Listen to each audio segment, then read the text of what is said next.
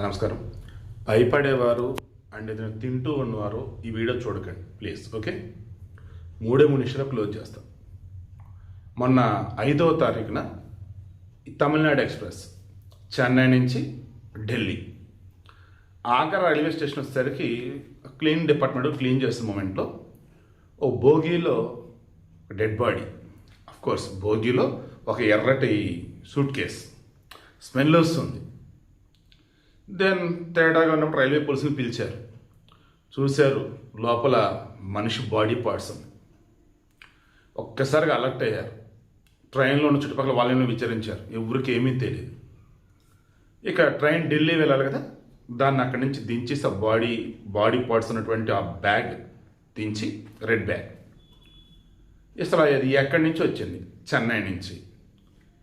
ఇది చెన్నైలో పెట్టినారా ఇక్కడ సూట్ కేసు, లేకపోతే మధ్యలో ఎక్కడ అన్నానా అని చెప్పేసి ఆ ట్రైన్ చెన్నై నుంచి ఆగ్రా ఢిల్లీకి వెళ్ళడం మధ్యలో ఆగ్రాలో ఆగింది కాబట్టి అప్ టు ఆగ్రా వాటికి ఏ స్టేషన్లో ఆగింది, అక్కడ ఎవరెవరు ఎక్కిరండి సీసీటీవీ మొత్తం చూశారు. ఫైనల్లీ చెన్నైలో ఒక కుర్రాడు ఒక కుర్రది, వీళ్ళే పిల్లల్లాగే ఉన్నారు, చిన్నవాళ్ళలాగే ఉన్నారు.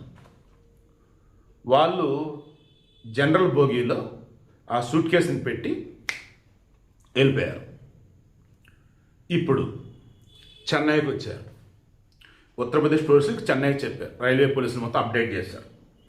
వాళ్ళు చెన్నైలో వెతికినప్పుడు వాళ్ళు పెట్టినట్టు కన్ఫర్మ్ అయింది. ఎవర్రా వీళ్ళు అంటే లోకల్ ట్రైన్ ఎక్కి చెన్నై అవుట్స్కట్స్ గూడు వాంచే ఆడ దిగారు. ఇక ఆడికెళ్ళి మొత్తం వెరిఫై చేసుకుంటూ వెళ్తే చివరికి ఒక ఇంటి దగ్గరికి వెళ్ళారు. చుట్టుపక్కల అడుగున్నారు, ఎవరుంటారు అమ్మ ఇందులో అంటే మానిక్ లష్కర్ అండ్ భాగమతి మాజీ దంపతులు ఉంటారు. హయీత్ నిషా అని చెప్పేసి ఒక ఆమె ఉండిద్ది. ఆమె ఈ మానిక్ని తమ్ముడని, ఆ అమ్మాయిని భాగమతిని మరదలని చెప్పింది. ముగ్గురు కూడా ఒడిస్సా వాళ్ళే. నిషా వయసు వచ్చేసి 38 సంవత్సరాలు అన్నారు. సరే అన్నారు. మరి ఎక్కడికి లేరేంటి, తెలియదు, మరి తాళం వేసి ఉంది కదా మాకు తెలియదు అన్నారు. ఇక పోలీసులు తాళాల బగలు లోపలికి వెళ్ళారు. వెళ్ళగానే కొంచెం ఇంట్లో రక్త మరకలు కనిపిస్తున్నాయి. ఓకే, ఇంతలో గ్యాస్ స్టవ్ మీద ఏదో వండినట్టుగా ఉంది. ఏంటని చూస్తే మొత్తం మైదా గోధుమ పిండితో పైన దాన్ని ఏం చెప్తాం, బిర్యానీ వండి పైన మూతకి దానికి ప్రెజర్ అన్నట్టు పెడతారు కదా, అలా పెట్టుంది.